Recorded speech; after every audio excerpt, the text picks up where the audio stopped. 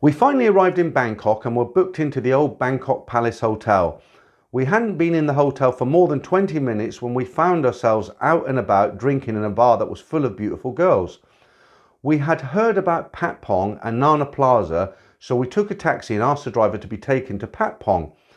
We eventually ended up in a bar. It was kind of like an old warehouse building, but it was a strange place.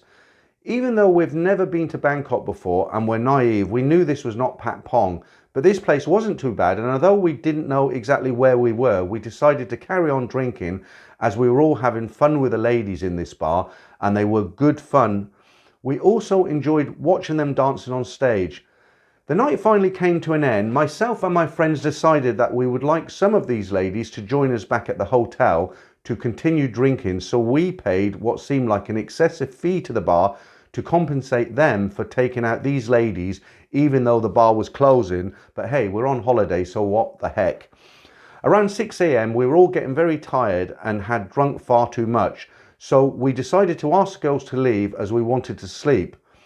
The 5 girls that were with us demanded a huge fee for each of them. We protested as we thought this was included with the money we paid the bar, as it was quite a lot of money. A massive argument broke out between all of the girls and all of us guys, and before long we were all shouting at each other and stuff was being thrown around the room by the girls. We must have made a lot of noise, and bear in mind this is now 6 a.m. I think we must have woke most of the guests in the hotel, because eventually there was a knock at the door. It was a hotel security who started threatening to throw us out of the hotel if we didn't keep quiet, and told us to pay the girls what they were asking so that they would leave and the noise would stop. One of the security guys was quite a nice guy and spoke a bit of English, because he took us aside and explained the protocol when you take these ladies back to your room for drinks. We eventually paid up, they all left. We were all very tired, so slept soundly, as we were also still jet lagged from the long haul flight the day before.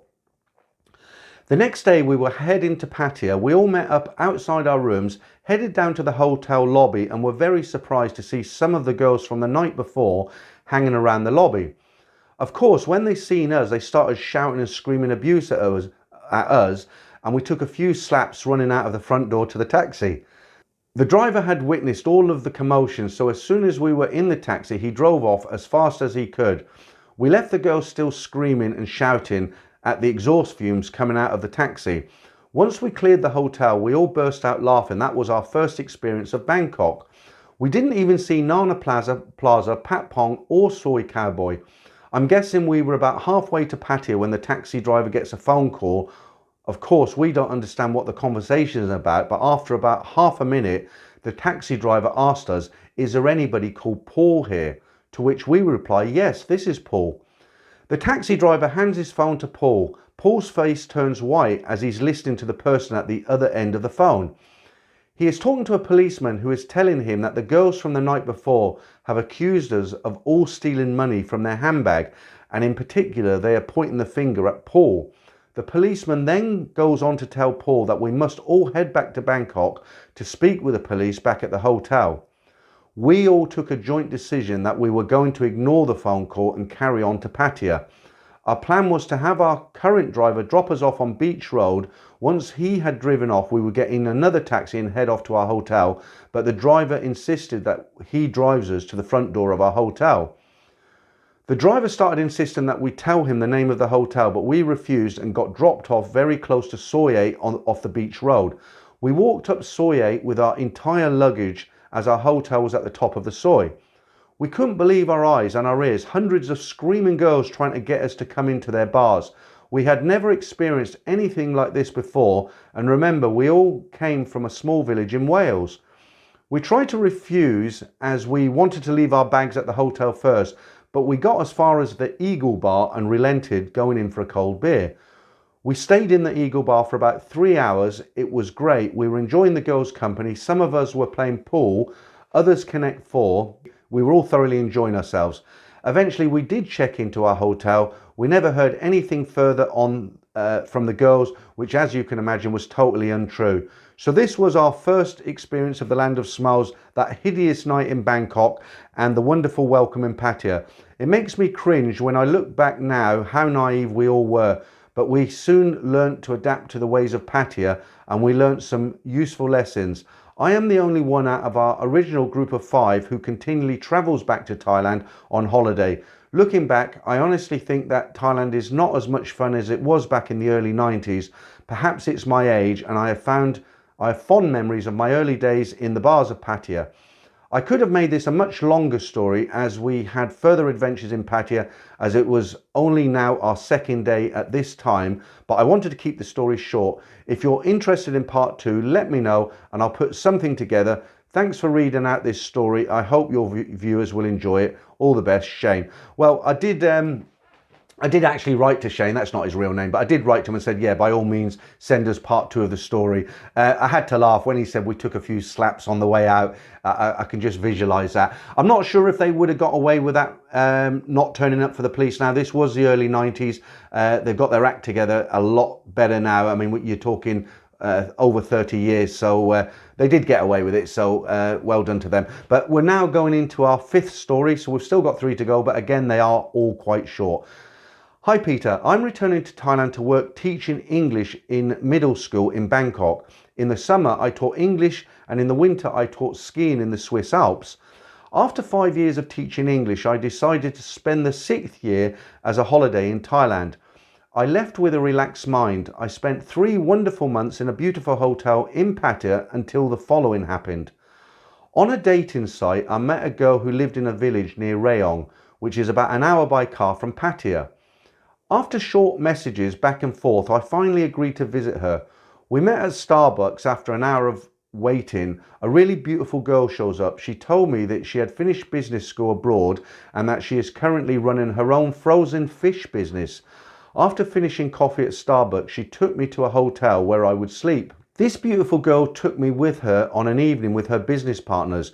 It was nice and we drank a lot. In brackets, one of them is a director of a company that assembles prefabricated houses and sends them to Hungary. Everything was nice until we had to leave. When we arrived at the hotel, we took the keys at the reception and went to the room. There was no one at the front desk, and the girl had accidentally taken the wrong keys and put us in a room where there was only one double bed. I know we liked each other, and she suggested I go take a shower. I crawled into bed and wanted to sleep when she replied that she couldn't sleep next to me. She sat down next to the bed and watched me sleep. I said it wouldn't work that way and suggested that we go to her house where I could sleep in another room. I really respected her though, but I did have ugly thoughts. In brackets, alcohol does do that kind of thing. I knew I shouldn't try to talk her into something she doesn't want to do, right? She agreed and drove drunk to her house. It was already 3:30 in the morning. On the way to her house, we stopped off at yet another friend's house for drinks. It was now 4 a.m. By the time we finally got back to her house, it was 4:30 a.m. I was sitting in my underwear when someone knocked on the door. Had this beautiful girl changed her mind? The girl opened the door and a strange Thai man came into the room. I had no idea who this guy was, but he sat down opposite and introduced himself in Thai. He left the room after a few minutes. What's just happened, I thought. The girl went on to explain to me that this guy was her ex-boyfriend and that he lives next door. She then told me to go to sleep and try to rest, and she would take me back to Pattaya in a couple of hours, which actually turned out to be about 11 o'clock in the morning.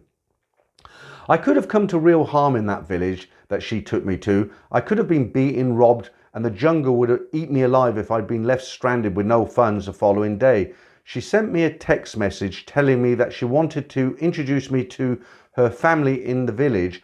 I ignored her text, even though she had told me that she has her own business and she is doing well. I had to pay for absolutely everything.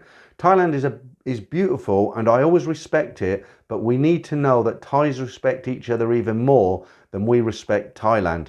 Yeah, isn't that really weird? Can you imagine sitting there and a Thai guy comes into your room? I don't know what that was about, but I think he made a good choice by not carrying on. Okay, 2 more to go, and this is number 6. I have a story about bar girls that I learned about in Thailand. Like you have said, most come from poor farming areas where they have received very little education. Some come to Bangkok or Pattaya on their own, and some are brought by older sisters. I married a girl who had been my house girl. We had hired her to watch my son while living and working in Thailand. After returning to the States, I divorced my wife, Not wanting to get married again, but having started a romantic relationship with my house girl, who also came from a poor family, I insisted she return to school and get her high school education. She did, and after graduating high school, I insisted she go to college and get her degree. She did. Then I brought her to the States on a fiancé visitor, and I married her, visa, sorry. As soon as she arrived in the States, I noticed a change in her attitude of looking down on other Thai girls. I asked her why. She said they're bar girls and had worked in bars and married their husbands just to get to the States. I told her not all these girls were fortunate like her to have someone who could help them get an education and have a better life. We were married for 12 years and the first 5 were very good. We had 2 children and were both workaholics. I worked at night and she worked at first at an apartment complex in the daytime. I would come home and take her to work and stay with the children, so I got very little sleep.